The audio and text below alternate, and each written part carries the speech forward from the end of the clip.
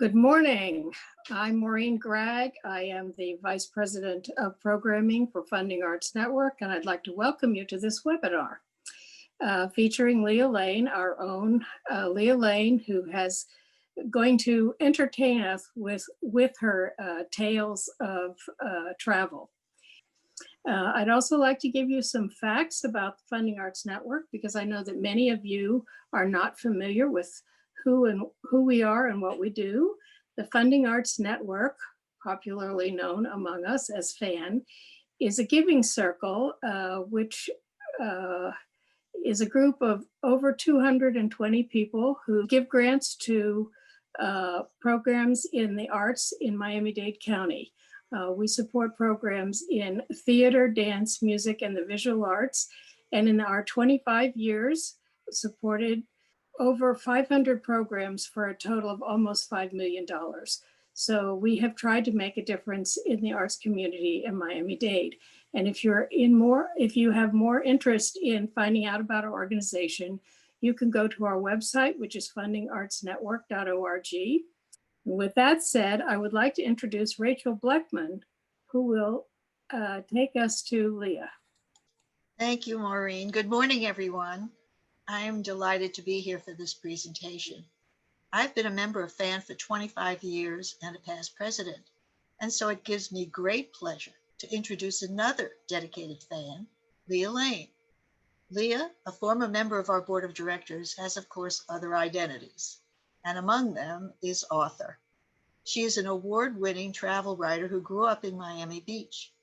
She's written thousands of pieces over 50 years and currently writes at Forbes.com.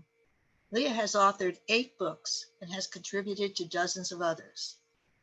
Places I Remember, Tales, Truths, Delights from 100 Countries, her newest book, won a 220 First Place Award for Travel Books from the Society of American Travel Writers, and was an award-winning finalist for the Best Travel Book of the Year at the Best Book Awards, sponsored by American Book Fest. It is also the title of her travel podcast on Audible and other sites, and is the subject of her presentation today. Though we may not be able to travel just now, Lea will open the portal to memories and provide us with future destinations as she gives us her own delightful and often surprising take on the places she describes. It is through her descriptions that we learn about these places, and I might add, we learn more about Lea, a lot more. So Lea, take it away. Thank you, Rachel. Welcome, everybody. I know many FAN people are here and also friends from all over the world. I know from Dubai, France, Mexico, Canada, England, just for starters. So welcome, everybody. You're going to have to put up with my new raspy voice. It's kind of sexy, I think, but it's fine. It's just the way I sound now. But what I'm going to be doing is reading from many different countries. The way the book is divided, it's alphabetical. And each country has vignettes, and some are longer, some are shorter. What I'm going to do is just pick a few at random as I go along. Not at random, I chose ones that are kind of light because of the world around us. I think we could use the escape. So I'm focusing on that. But I think you'll enjoy it as we go through the world together this afternoon. And I hope you have some questions at the end. And I want to thank FAN again. Okay, so we're going to start in Botswana. And this is a little excerpt of that entry. The Okavango Delta is a vast inland river in northern Botswana. And when its sprawling glassy plains flood seasonally, they become a lush animal habitat. Even in our one-day quickie, we observed lots of elephants, giraffes, and antelopes near the water. The stars were the hippos. They surrounded our little open boat, raising pink sunburned radio faces in menacing scowls and big-toothed yawns, then submerging into big blobby swells. It felt like a Disney ride. I remember other hippos encountered in my travels, hundreds crowded in fetid water in a river in the Ngorongoro crater of Tanzania. And in Malawi, grunting, growling hippos chomping on foliage only a few feet away from the tents where we slept. Our group at that camp was warned not to walk alone at night without an armed guard. When a hippo gets hyper, there's no more dangerous animal. I follow instructions in distant places, especially when I'm alone. So even though the guard who was supposed to accompany me to dinner was already half an hour late, I waited as instructed in my tent, growls emerging not from wild animals in the distance from my stomach instead. It was getting dark and the armed guard had not come to fetch me. When I peeked out, I couldn't see anyone except a woman gardening in the distance. All was quiet, and I decided that since the boma, the open area where dinner is served, was only 2 minutes away, I could walk myself this one time. So I took a chance, following my hungry gut rather than my cautionary head, and ventured out briskly. I came closer to the heavy-set woman in the distance who was still bent over. Then I stopped suddenly, realizing that a woman wasn't leaning over to garden. It was a hippo eating the garden. A hippo, not a hippie woman. I ran like a cartoon character, faster than I probably had before or certainly have since, into the closest tent where two other women huddled who also had not been accompanied to dinner and who also had seen the gardening hippo. Our absence was eventually noticed, and a guard finally came to escort us to a very late meal. And we were accompanied from then on. Thank you very much. Okay, so you see, I sometimes take chances and sometimes I follow my logic. That was one where I learned a lesson. Here's another excerpt from Canada where I took a little bit of a chance. Lake Louise is a turquoise glacier-fed lake ringed by the Canadian Rockies and overlooked by a stately chateau hotel. Because I wanted to enjoy the view from above, I decided to ride a horse along a ribbon of trails winding up to the tea house near the top of the trail. I hadn't been on a horse in years, and I had never ridden along a precipice, but I was assured that an 87-year-old lady had taken the same horseback excursion a few days before and had a terrific time.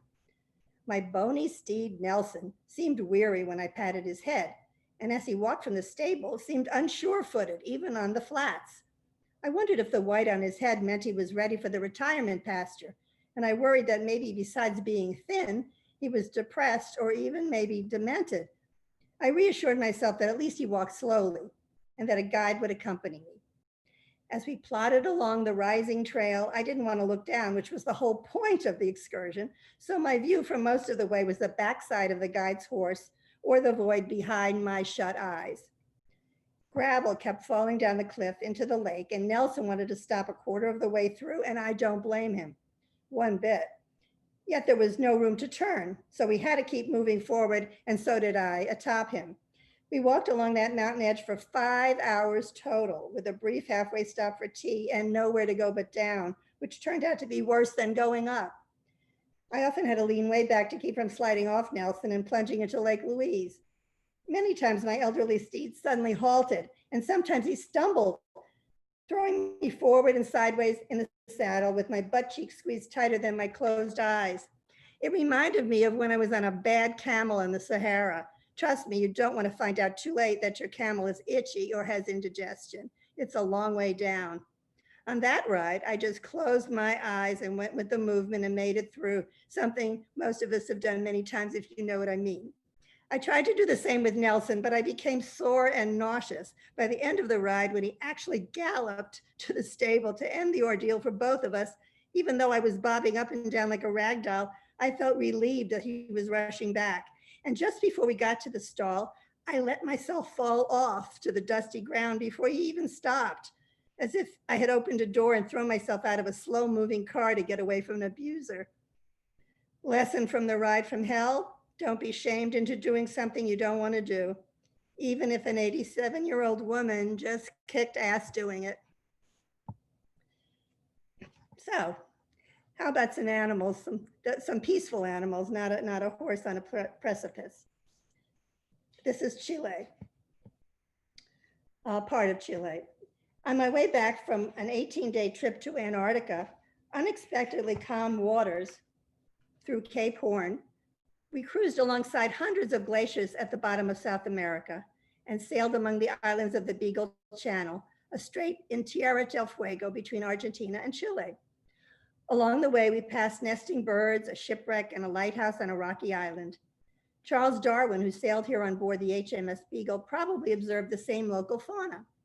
I closely viewed sea lions, sea elephants, penguins, and look-alike black and white cormorants. They can fly, penguins can't.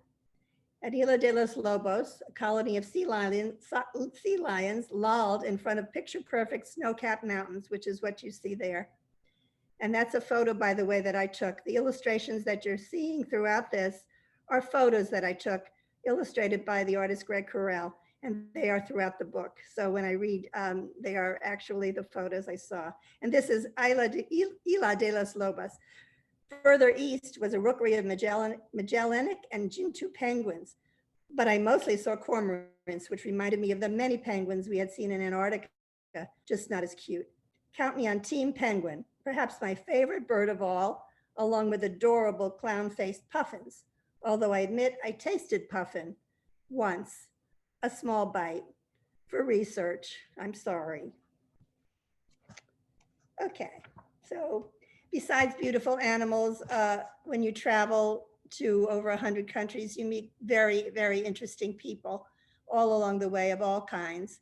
And this was one short excerpt from Cuba. There are many excerpts in this, but this is one woman that I met. I'll just read a very short excerpt about her because she is memorable to me. A lean, middle-aged woman stands at a rest stop in the Cuban countryside. We tourists queue to use the basic restroom, and as we finish doing our business, the woman takes a bucket of water drawn from a spigot, goes into the vacated stall, flushes the water down the toilet, and cleans up the area. In between cleaning, she speaks in rapid Spanish to those of us waiting in line. She smiles sometimes, and we catch phrases and recognize that she is proud that her daughter is a doctor and her son a professor. The woman does this all day, most days, cleaning the toilet, mingling with tourists, and pocketing a few tips to augment the $20 or so she receives a month. She is formidable and intelligent, making the most of her situation with dignity, and she is unforgettable. Okay, let's go to Peru. Take you on a little excursion I had that had some surprises.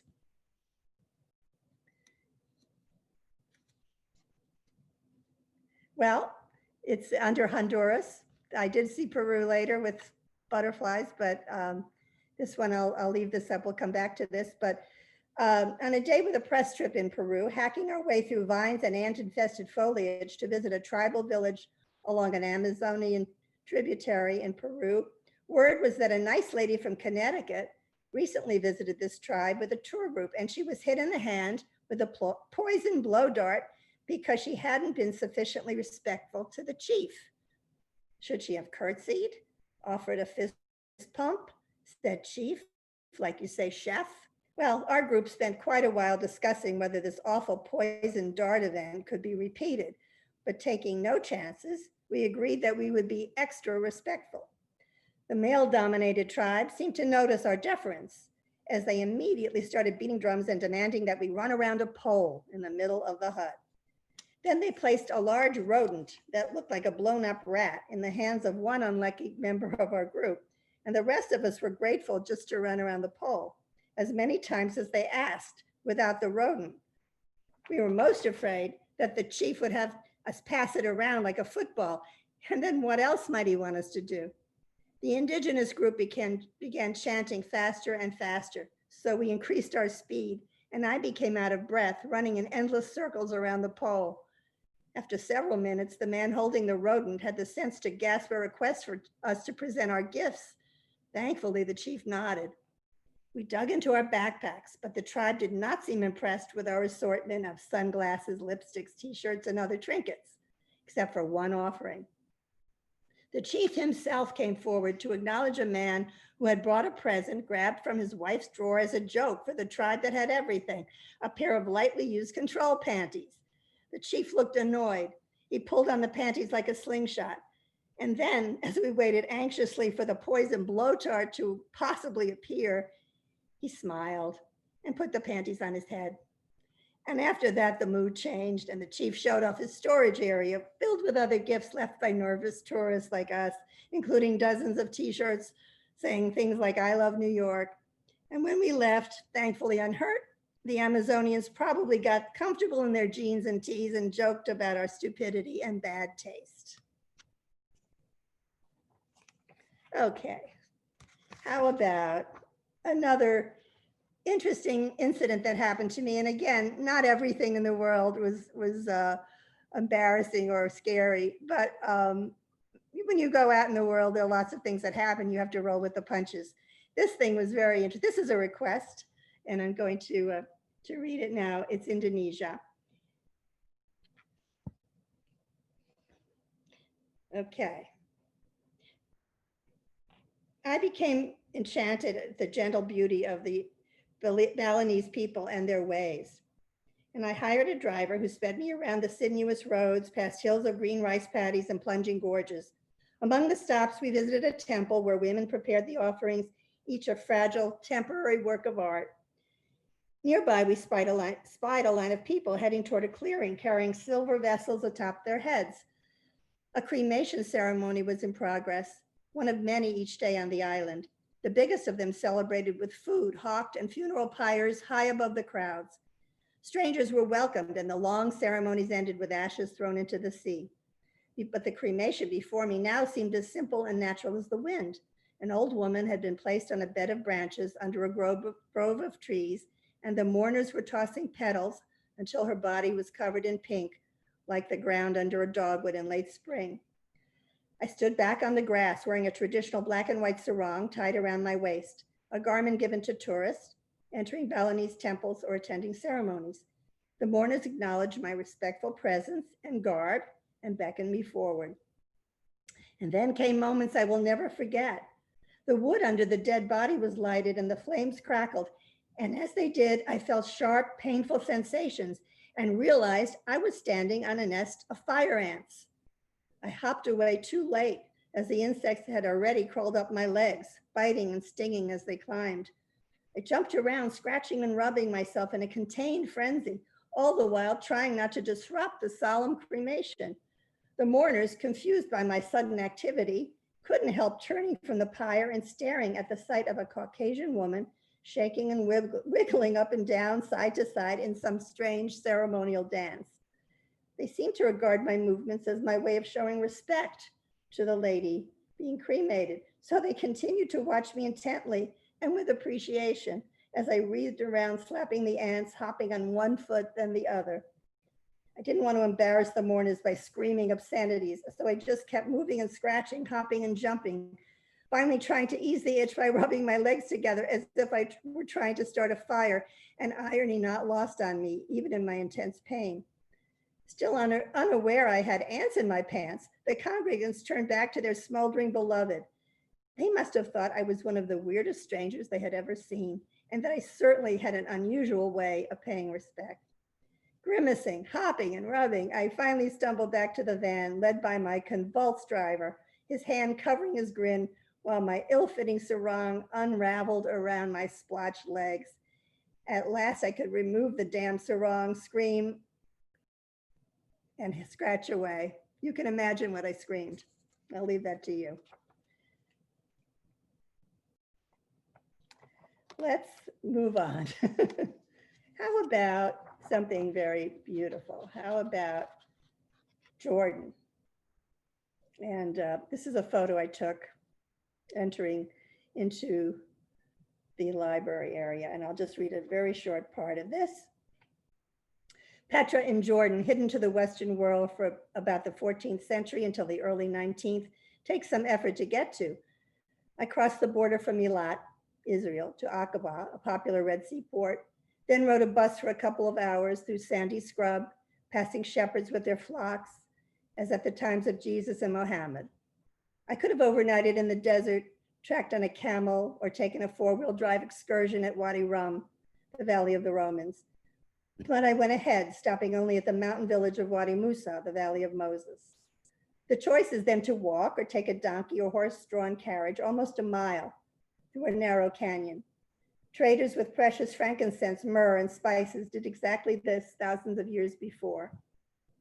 I walked slowly in the shade of the canyon, and when it finally widened, there stood the treasury at Petra, almost 150 feet high, carved into the limestone cliffs.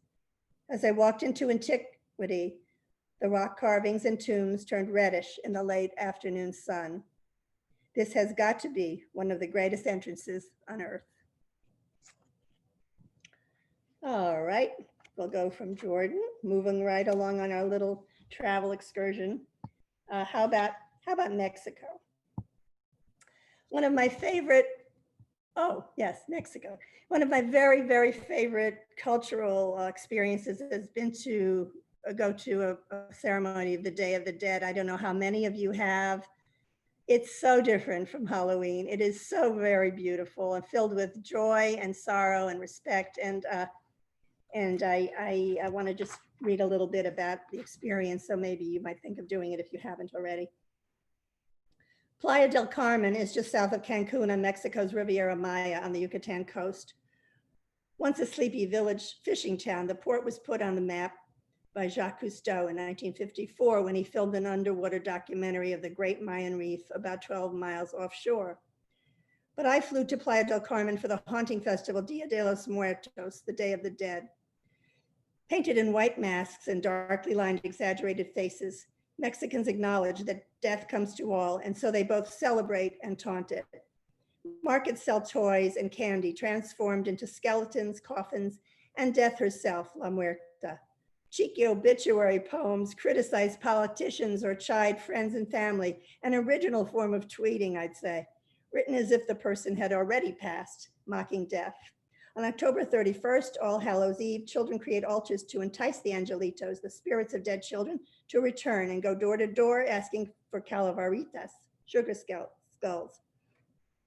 On All Saints' Day, November 1st, deceased children are believed to return to life, and their graves are cleaned and decorated with candles, paper streamers, and marigolds.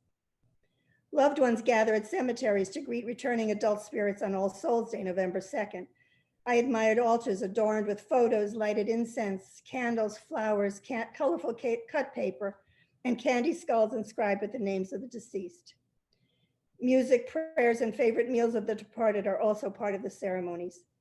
On Halloween, I usually eat too much candy, but here I enjoyed tamales and mole sauce, pumpkin and fruit sweets, and pan de muerto, bread of the dead.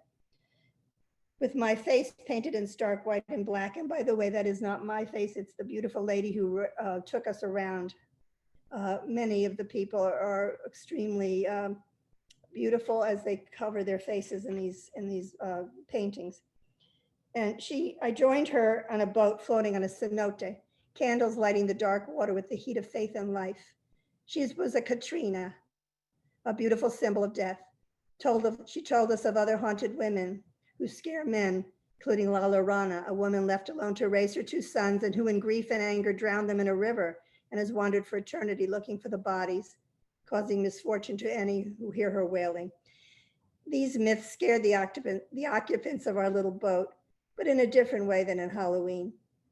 They were a deeply psychological symbol. Death is neutral, an equalizing force for rich and poor, coming to all. My celebration ended in darkness in the woods as a shaman, surrounded by flames, gave thanks for the sacred elements of water, sun, wind, earth, and life. Villagers danced to drum beats, and the community prayed for harmony, promising to continue feeding the fire of life. At least once in your life, pass on Halloween to share this experience if you can, to bond and have fun and remember those who have come before. I can't think of a more ideal intergenerational trip. Okay, let's move on from Mexico. How about Panama?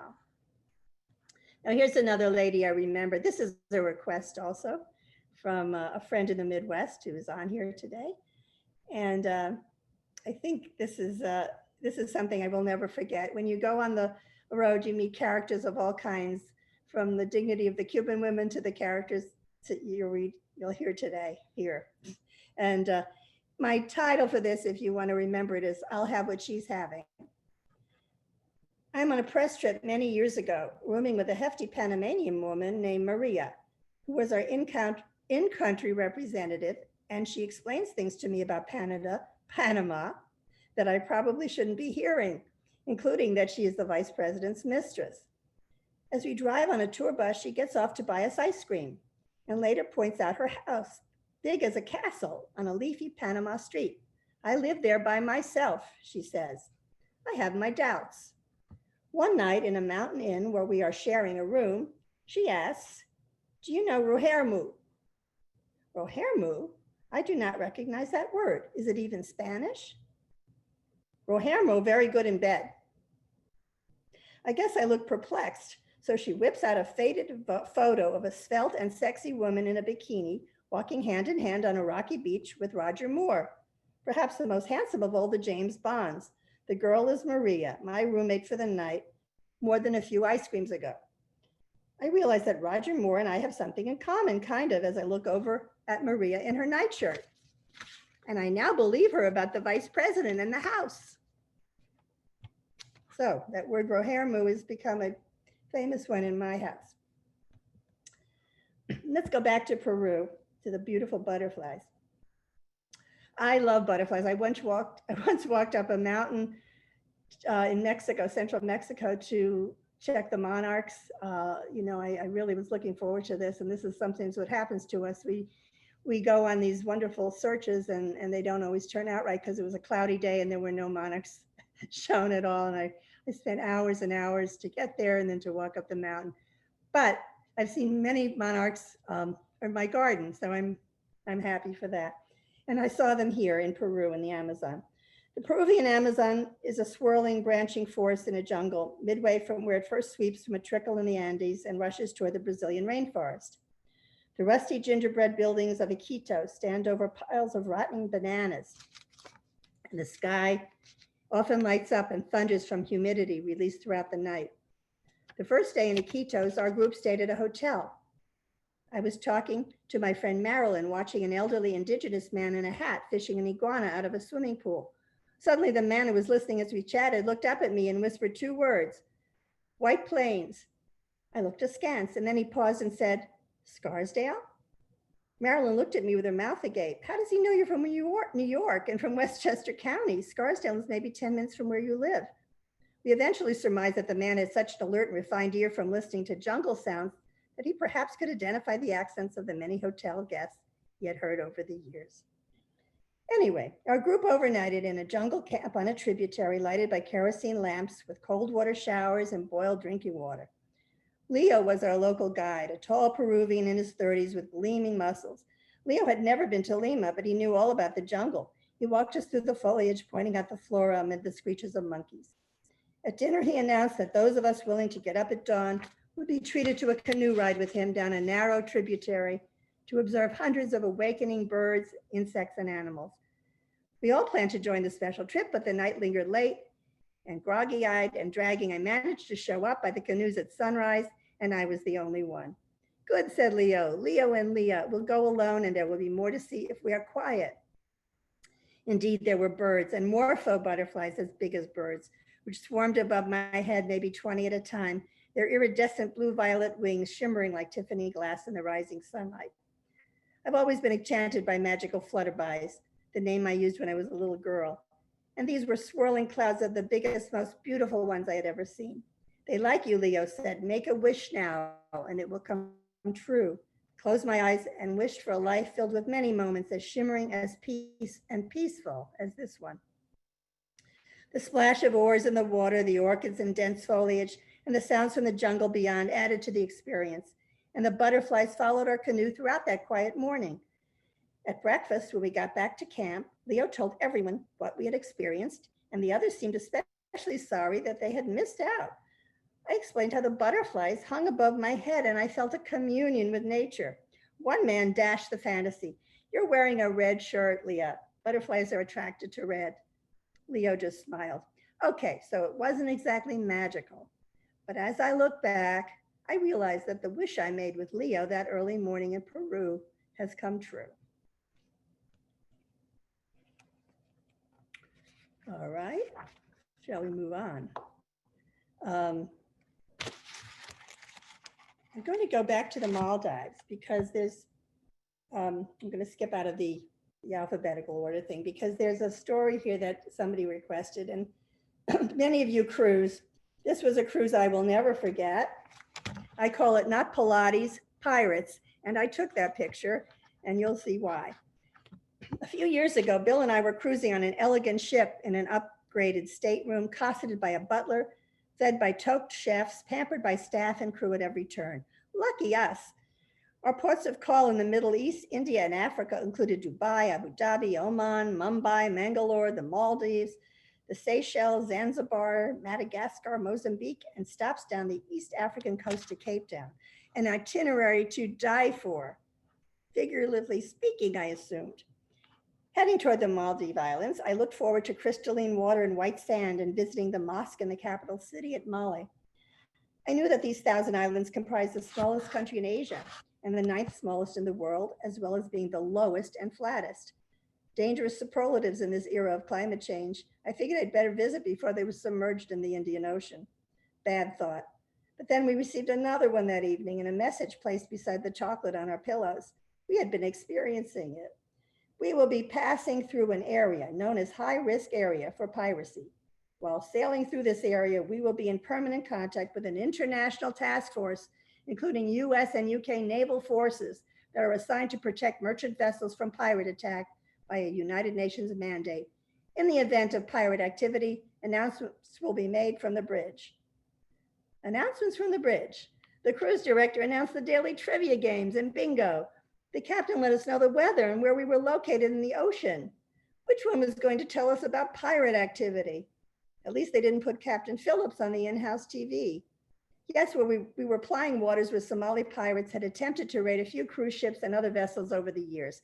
In fact, the very ship we were on in 2008 had fended off pirates by simply outrunning them. Scars remained on the ship's side from the sparring, and word was that some passengers on that scary cruise stayed in their stateroom balconies as the race was taking place, taking photos of the pirate vessels to show the folks back home. Not smart. At 2 heavily attended lectures about pirates, past and present, we learned about assorted plunderers on all the waters of the world over thousands of years.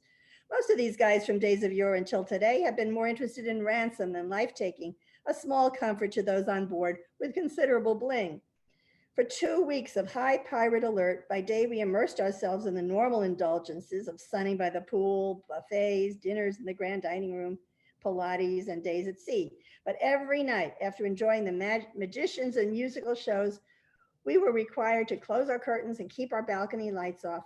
And when we took our half-hour nightly walk above the pool area, no festive string of lights celebrated our presence in the Indian Ocean. Up there, we felt alone under a waxing moon on a ghost ship. We had several pirate drills at which we stood or sat in the hall in our life preservers, and we became more and more easily spooked as we passed through the zone. Could ship speed-ups be possible flights from danger? Strange noises got my immediate attention.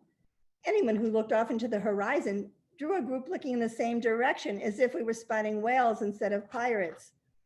Just in case, every night I wore pajama bottoms under my usual nightshirt and placed my pills ready to grab at a moment's notice. My husband and I made sure to lock the stateroom door and even measured if we could fit under the bed. Not remotely possible after all those 6-course meals. Cruisers joked about our captain turning into a modern-day Horatio Hornblower with sonic noise weapon and fire hoses at the ready, fighting pirates who were probably wearing rain slickers with Bose noise reducers in their ears. Anyway, as the days passed, args, punctuation, conversations, and my husband, who had a retina problem, put on his eye patch to much hilarity. You can imagine how relieved and delighted we were when we finally came out of the pirate zone. Lights and bling were on again. We made it. But only a day later, we found this on our beds. We recently received a US State Department advisory regarding threats against foreign travelers. In an abundance of caution, we have decided to cancel Mombasa, Kenya. We hope you're enjoying your cruise. Have a good night. I'll leave off. I was going to read you a section from Israel where I had my very first cruise. It was on a 3rd-class Turkish liner. It was similarly bad, but it was for a different reason. It was it was an old ship that was about to be mothballed, and we were, I think, in 3rd class. They wouldn't even leave us up to eat at the dining room, at the main dining room. So I have glamour and I have not so much glamour in travels. That's the way it goes. I think both are very interesting, and I both make you happy to experience whatever it may be. When later on you have very good stories from these kinds of things, even if they're scary at the moment. I'm going to skip ahead a little because I was going to read you about the Burj Al Arab, which is in the United Arab Emirates. I'm not going to read the whole thing. I'll just tell you that the room we had there was a 2-story. It looked like a house, actually. It was a standard room. I was invited there. I was a guest. I was very lucky in that one. And we had a butler, and you had to leave someone in the room. You had to call on the phone and let them in and look at the TV to make sure that that you could recognize their face. And my husband got locked out. He couldn't even get in the room. So it was an experience. But I want to read you not just the glamour part. I want to read you a place in Poland that I stayed, to give you an idea of the variety of travels I've experienced. I was driving through Poland with a friend, checking out hotels for a trade publication. We were tired from traipsing around and had forgotten to make a reservation for the night. The only lodgings we could find in a last-minute search in the dark were a couple of basic rented rooms in Gdansk. My room was warm, but I immediately fell asleep in the creaky bed. I was soon awakened by a knock and a man's voice. I would not open the door, and he yelled something for quite a while that I assumed was nasty. Taken aback, I decided to spend the night in my friend's room. The next morning, we found out that we were staying above a whorehouse. So it's not always the Burj Al Arab. Okay, I would like you to just see a picture. I'm not going to read the vignette because I don't want to take too much time, but it's a picture in the United States. And if you haven't been to Antelope Canyon, I know many of you have traveled to canyons in the world, but this is a slot canyon. This is a picture I took. And you can see how the sun pours through, and it was a touch and go whether we could get to the noon light, because the light only comes through at a certain time. And we raced in a van to get there. And I write about it. And it's one of the most beautiful things I've ever seen. It's surreal. And if you have a chance, try to check out Antelope Canyon. It's in Arizona. I'm going to end with Zimbabwe. It's the last entry in the book, and it's the cover. And so it's a fitting thing to end with, I think. That's Victoria Falls. Many of you have seen it, I know. And that's an illustration. It was illustrated. It looked very much like that in the photo, actually. If you go at the right time, there are rainbows. So check that out if you get to that area in Zimbabwe. This is a tale. I'm going to read the whole thing. I'm not just going to read a little excerpt of it. It's not long. It gives you an idea of the book because it has a little bit of everything in it. I want to just, before I end, thank again Funding Arts Network for sponsoring this.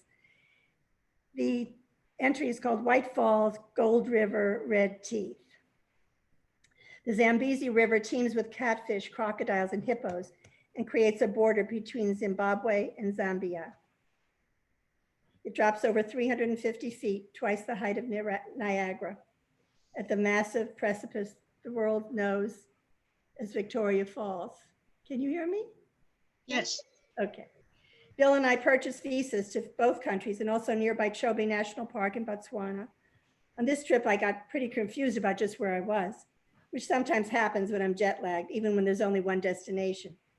We walked to the middle of the bridge connecting Zambia and Zimbabwe to watch bungee jumpers plunge over the river. I could see both sides of the massive falls, and that was enough for me. I figured out pretty fast that I didn't really need to view the water close up and upside down while hanging from a thread. Another adventure I skipped was at Devil's Pool, a rocky basin at the very edge of the falls on the Zambian side. You boat to a small island in the Zambezi River and then swim to a large rock before leaping into the hollow with cascading torrents just beyond the rocky ledge of the falls. Gutsy folks splash and of course take selfies this close to the waterfall. Drop. The ultimate infinity pool, yes, but I was content watching the scene and then cooling off back at the hotel pool with a swimming noodle. Last night, we took a Zambezi sunset cruise, zigzagging between the two countries to pick up passengers. Zambezi's riverbanks are densely packed with foliage, while Zimbabwe's plains run down to the water, palm trees stretching to the sky. Both are beautiful. The lowering sun turned the river golden, and the mist from the falls looked like low-hanging clouds in the distance. And as we got closer to the falls, we could hear louder and louder why natives call this natural wonder the smoke that thunders. Another water-related Zimbabwe adventure was riding in an open Jeep on a half-day safari, and near the end, getting caught in a thunderstorm. Wet giraffes loped near us, water shaking off them as they ran in the downpour. And we all got drenched under the big slate-colored African sky. Some tourists complained. I found it memorable. Our hotel was historic and grand, but our assigned room was small and had no view. An upgrade is often given at the discretion of the front desk, and they size you up and figure if they're able or want to please you. How you present yourself matters. I must have been on point because we were upgraded to a gargantuan suite with a balcony overlooking Victoria Falls. In fact, the president of Zimbabwe had recently slept in the canopied bed where we would be snoring that night. We practically jumped up and down for our good fortune and ordered room service just to soak in the luxury. One small glitch, as there so often is, an infection in my mouth wasn't clearing up, and we asked the hotel to contact a doctor. He arrived at our lavish room in under an hour, dressed in a suit and probably thinking we were moguls or hedge funders. He prescribed some antibiotics, and the hotel brought them. And I grabbed a dark glass bottle as instructed and gargled a few times with the solution. The strange smell was familiar from my childhood, but it was too late. Bill looked at me as if I had bitten off the head of a snake, and I saw in the mirror that my teeth were as red as blood. I looked closer at the bottle and read iodine. I remembered using iodine for cuts as a child, brushing it on with something that looked like a shoe polish dispenser. I brushed and brushed my teeth, gargled and gargled, but the red remained, fading from rust to pink. My teeth were not that way to begin with, but now I looked like a well-fed vampire. For the rest of the trip, I covered my mouth when I laughed like one of those before people on a dental implant commercial. And when I returned home, I made an immediate appointment with a cosmetic dentist who said he hadn't seen stains like that since he was a child, and those were on his arms. My teeth came out of their whitening treatments about the shade they were before, still not bright white, but not able to stop traffic. That stained memory is canceled out by the gorgeous room in which the incident occurred and by witnessing Victoria Falls, the animals in the storm, and the Golden River. Travel offers ups and downs, and over so many years around this unpredictable world, I try to concentrate on the ups, learn from, and when possible, laugh at the downs. And most important of all, I keep traveling. Thank you. Thank you. Leah, that was wonderful. Those were such varied experiences, some of them funny, some of them scary. Of all those experiences and all the people that you met, I'm wondering, like Leo and the Cuban lady, who was the most memorable person that you ran into in all your travels? Oh my, I think, I've been on trips, many of the press trips I go on, they include people who are well known. And I've been with a lot of celebrities that I met that way. But to me, the people that are most memorable are like that woman in Cuba. I remember a bellhop, I think it was in Thailand, who looked at, I just had a paperback, a best-selling paperback of some sort. And he was looking at it and I said, do you want to take this? He said, oh, if I could only have that. I'm learning English. I know I'll never get to the United States, but I so enjoy reading. I would be so thankful. It's very touching that you meet people all over the world who are bright and wonderful, and circumstances don't allow them to have the privileges many of us do. And those are the people I remember the most. There was a tutor in Guatemala. She had to travel from her village all the way, took 3 hours every day, and she wasn't even allowed to have coffee with me. The lady who was running the language school wouldn't allow her. Of course, I insisted she did. But she wrote poetry, the most beautiful poetry, love poems. And her husband was in Mexico working as a gardener, and she wrote poems missing him. I remember a scientist in Russia who, just because of bad timing, lived a very, he was a brilliant man, but he lived a very, very humble, and he lived through many, the Soviet Union and many other times that were difficult. And I just thought of how lucky we are, our time and place. That has impressed me more than anything else in my travels, how fortunate I am, how fortunate we are who have these privileges to see the world. Yes. And to meet all those wonderful people. You're definitely an adventurer, I have to say, more so than most of us. And you had all these brushes with death, like on the river rafting, the horse on the edge of the cliff, and the hippopotamus. Do you think that you took chances you would never take here? I have to think that when we travel, we sometimes take chances we would never take at home. I wonder what you think about Yeah, I that. agree with you. I think we open up our eyes and we open up our hearts, and we do take chances because we know this is probably the only time we'll get to do them. So sometimes we don't think it through. I tend to think it through and then maybe do it anyway because I have a little of that, and maybe not so much anymore. But through the years, I've been lucky. I've gotten through most of it. But I think we it would be lovely to keep that open mindedness when we live here, wherever we live, to keep an open mind, use our heads, use our guts, think it through, uh, sometimes take a chance, but the world is filled with wonderful things. We don't always get time to do everything, but if it's within our abilities, maybe go for it. Well, you have something that you said during your presentation about having eaten puffin. And food is of particular interest to me. I had to admit that when I read that you tasted whale, I had a little bit of a turn thinking about it. And I wonder what other unusual foods you were presented with and why you ate them. Okay, well, I left out a few things. I didn't read from, I could have, I was thinking about reading this. I'll tell you this, not read it. I was invited to, in Hong Kong, I was invited to a banquet. And, when you're offered unusual foods, that's a sign of honor. So I knew I would have to probably eat a little piece of them because the proprietor, the host, was watching me, and that's happened to me several times where I've had to eat things that were moving, or I didn't know what they were and I didn't want to ask. This time I was with a very macho guy who was telling me how he would eat locusts and grubs and all kinds of things, and so they presented this meal to us, and the main course, it was a meat I didn't recognize.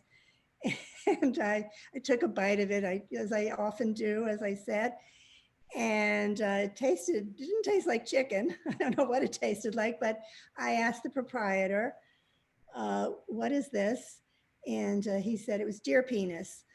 so, so the macho man put his fork down immediately, of course, and I didn't like him at all. So I said, I'll have some of yours if you're not having it. It tastes good to me.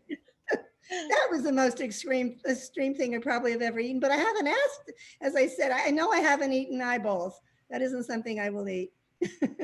Well, I think you're very adventurous to have eaten the things that you did. I was once presented with the opportunity to have goat penis, but I turned it down. Oh, well, maybe that tastes like chicken. Right. We have a question from your granddaughter, Sabrina. Oh, hi, Sabrina. And she says, "Hi, Grandma. What's the first place that you traveled to?" Outside of the country, England, on my honeymoon. I was 21 years old, and everything looked to this Miami girl like out of a storybook, and that really whet my appetite. I was very lucky. That was the first stop on a beautiful long honeymoon that lasted a long time. We had a little sports car, and it was just perfect. And I think that's what got me started in being interested in traveling. But I hadn't been anywhere much till I was 21. I don't think I'd been out of Miami more than to go to New York a few times. But Sabrina has been already to dozens of countries, and she's an activist, and she's very interested. She was in Peru for a while and helping villages. I know she's interested in living abroad for part of her schooling. I'm sure you're the person that inspired that appetite. I remember the incident with your son being gored by a bull in Spain. And I thought, well, that adventurous spirit must be passed down by your genes or something. Well, I would never do that. He ran with the bulls at Pamplona. And actually, I met him in Prague. He happened to be traveling at the same time as I was, and I didn't see anything on him. I said, well, at least you weren't gored. He says, oh, yes, I was. In his arm. As an aside, Mom, I was gored. I don't think I'd do that. Well, you know, the future looks much brighter now as far as travel is concerned because of the vaccine. And I wonder if you can make any predictions for 2021 and 22. Oh. So Nikki Stern wants to know where your next trip will be. So perhaps you can answer all of that. Well, first, my next trip would be to New York to see my family. I think many of us have been waiting a long time. I actually have not left my home since March, except to go to the doctor. So I have been nowhere. Like many of us, I've stayed close to home. But I would go to New York to see my family. Most of them are up there. And after that, oh my, just thinking about it, I don't know. I have nothing planned. I think that by the end of this coming year, maybe the last quarter of 21, there'll be more travel. I don't know for sure. When none of us do as far as the vaccine. I think the following year, 22, will be the year everybody's going to be so pent up with desire to travel that I would say get your reservations way ahead for whatever you want to do, because I think by then, hopefully, there will be much more travel. But this upcoming year, it's hard to know. I know it's been hard on a lot of people not to visit family, especially. Well, your son Randall wants to correct the record, Leah. He said Okay. he was run over by animals, not gored. So we want. Well, he was bruised. Let's put it that way. He was run over by a steer. I know the story. He ran into the main, the bull, the Pamplona bulls go into this big bull ring, and uh, and that's where they're kind of let loose. And some of the people run around the bull ring, not just up to the bull ring. And Rand was one of them who ran around the bull ring, and a bull came after him, and he tried to escape from it and ran into a steer. He ran into another animal. So, yeah, okay. I'm glad he wasn't gored. I'll Me change too. Me bruised too. to bruised. Erica McAlpine wants to know if you've seen the aurora and was it magic? I have seen it, and I saw it in Fairbanks, Alaska. That I read about it. That's one of the places in the world that you want to go to because the colors there are the best. It's in a little zone. I forgot the name of it. But if you really want to see that, you can be pretty sure. I think I saw them in September. I didn't see that. It was in the fall. And if you want to be absolutely sure, you can go in the fall, a little later perhaps, but they are spectacular up there because you get purples as well as greens. And I do recommend it. It's one of those bucket list things. If you like, beauty, it's you have to be there. It makes you feel profoundly, again, the word is grateful. Yes. Well, I'm sorry I can't get to the rest of the questions because I want to end the session by asking you about this. What is the most valuable thing you've learned from your travels? Mm. um, I think there are many things I've learned. I think one would be that we are all the same, basically. We live in different places, which affect the culture. I mean, we eat different things and we use different implements and have different ceremonies because many times of the geography we're in and the cultures that come out of that. Um, and I think timing matters. I mean, for example, if we lived in Germany during the Reformation versus Germany during Nazi times, it would be a different thing entirely. So it's place and time, it's location and timing in so many ways in our lives. And so I think we're all basically human beings under that. And to when you travel, to appreciate the differences, I think is spectacularly important, but also to realize that we're the same people. And as I mentioned before, the bellhop who loved to read and the beautiful poetry that came from the little village girl who taught me Spanish. If I just looked at people, I couldn't tell, what they're thinking, but they're thinking what I'm thinking. Many of them are hilariously funny or gentle and so forth. I think when you travel, you're privileged to learn that, and it changes your life. And I think that's why I've been very grateful for being able to travel. And we're very grateful for having had this presentation today. It was really delightful, interesting, uplifting, and fun. So thank you, Leah. And I'm going to turn it back now to Maureen. And I want to thank you, Leah, for just a wonderful, uplifting presentation. I've been to some of the same places, and so I enjoyed hearing what you had to say about them. And I'd like to mention to all of our guests that Lea's book is available on Amazon. So if any of you would like to read more, go ahead and do so. And for those who belong to the Funding Arts Network, I'd like to mention that we have a social event on Friday morning. You can sign up on the webpage. And then in January, on January 12th, we'll be having another presentation, and you'll be receiving an email about that in your email very quickly. And we're looking forward to seeing you for both of those events. Thank you very much.